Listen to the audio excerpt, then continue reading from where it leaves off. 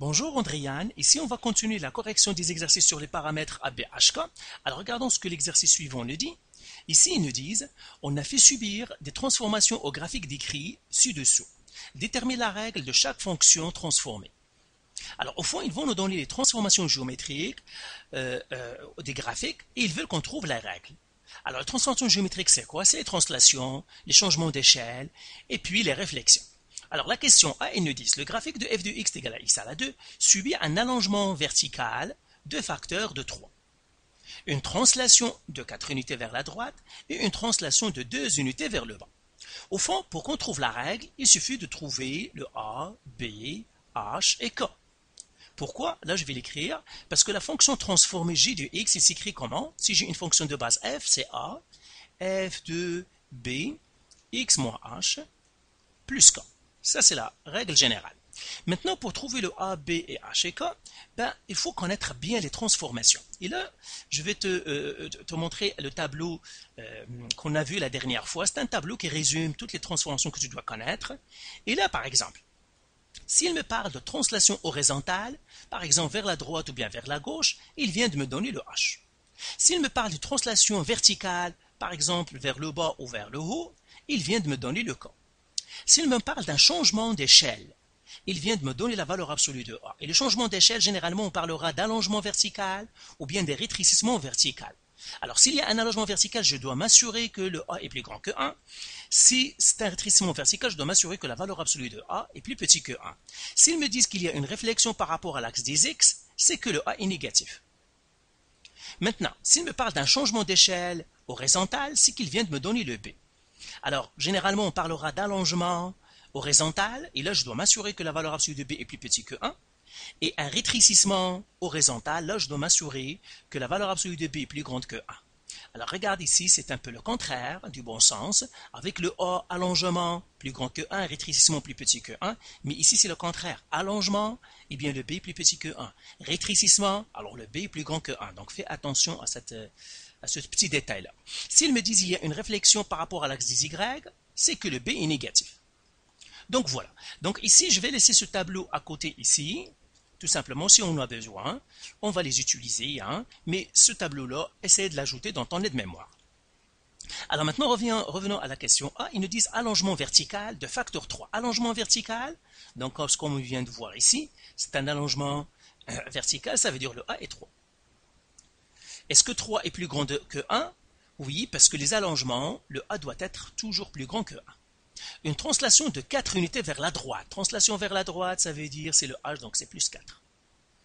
Et une translation de 2 unités vers le bas, donc translation vers le bas, c'est un K, donc c'est moins 2. Et puis ils ne m'ont rien dit sur le B, ça veut dire le B est égal à 1.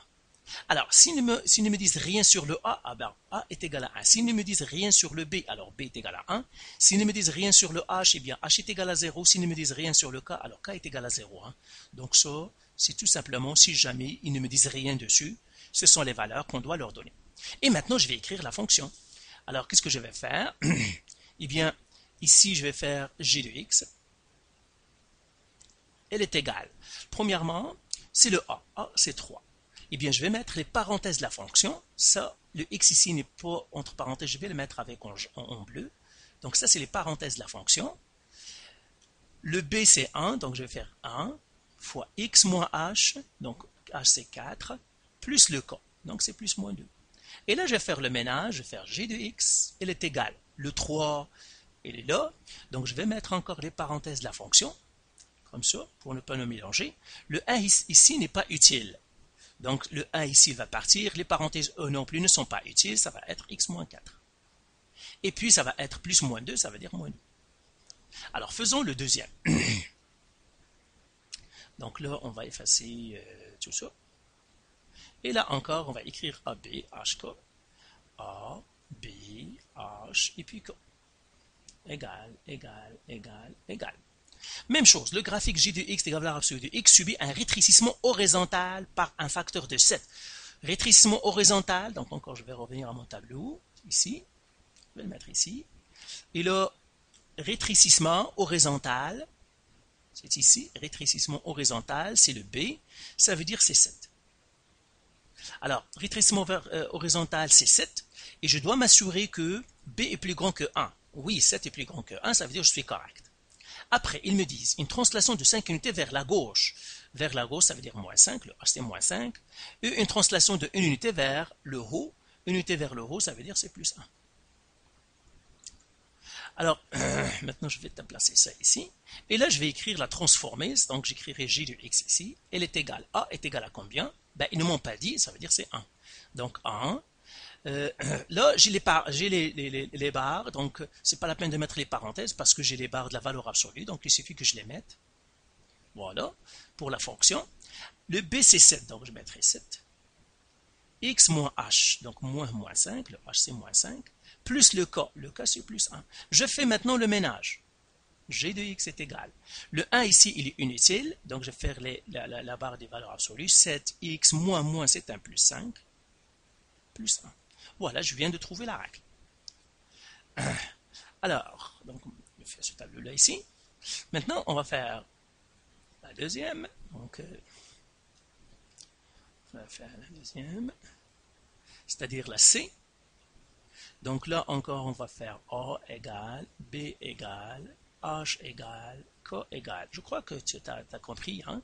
Le graphique de H subit un rétrécissement vertical par un facteur de 0,5. Rétrécissement vertical, ça veut dire c'est le A, c'est 0,5. Une réflexion par rapport à l'axe des X. Réflexion par rapport à l'axe des X, ça veut dire le A est négatif.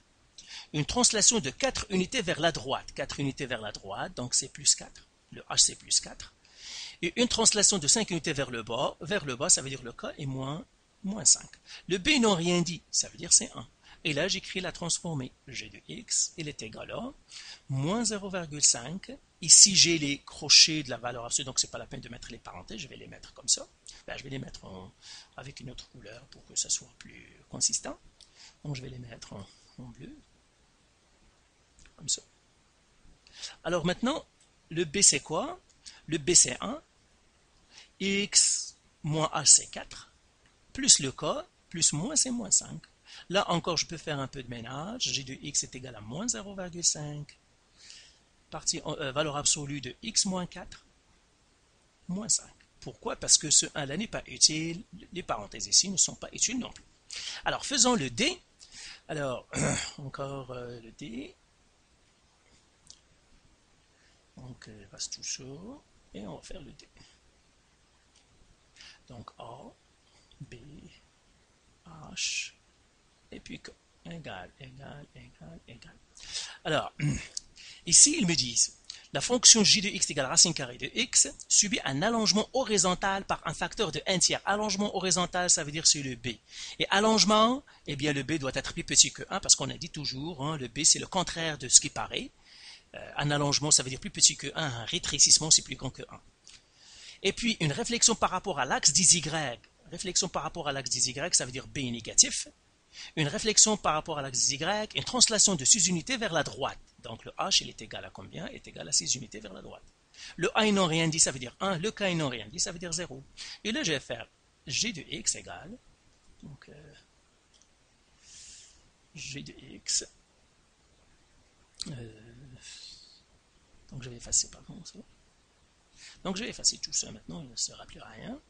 Et là, je vais écrire G de X égale A est égal à 1, racine carrée, le B c'est moins 1 sur 3, X moins H c'est 6, plus le K c'est plus 0.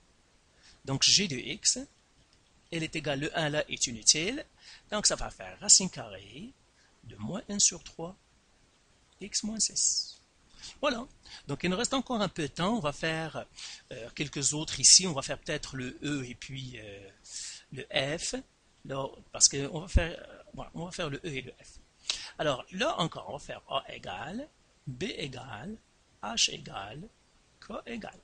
Là, ils me disent, le graphique de K de x égale à 2 à la x, une fonction exponentielle, subit un rétrécissement horizontal d'un facteur 2, ça veut dire B égale à 2. Et ça concorde parce qu'on a dit toujours B, c'est le contraire de ce qui paraît. Un rétrécissement, on a tendance à dire que ça va être plus petit que 1, mais non, c'est plus grand que 1 parce que c'est le B. Et une translation de 4 unités vers la droite. 4 unités vers la droite, donc ça veut dire le H est 4. Et une translation de 5 unités vers le haut, ça veut dire le H est 5. Ils n'ont rien dit sur le A, ça veut dire c'est 1. Et là, je vais écrire G de X. Elle est égale A, c'est 1, fois 2, B. Ben, le B, c'est combien? Donc, on connaît le B. Le B, c'est 2. Donc, exposons 2, parenthèse X, moins H, c'est 4. Plus le K, c'est 5. Je fais le ménage, ce 1 là n'est pas utile, donc ça va faire G de X est égal à 2. Exposons 2, parenthèse X moins 4, plus 5. Alors faisons le F, c'est la fonction trigonométrique, c'est une fonction sinus.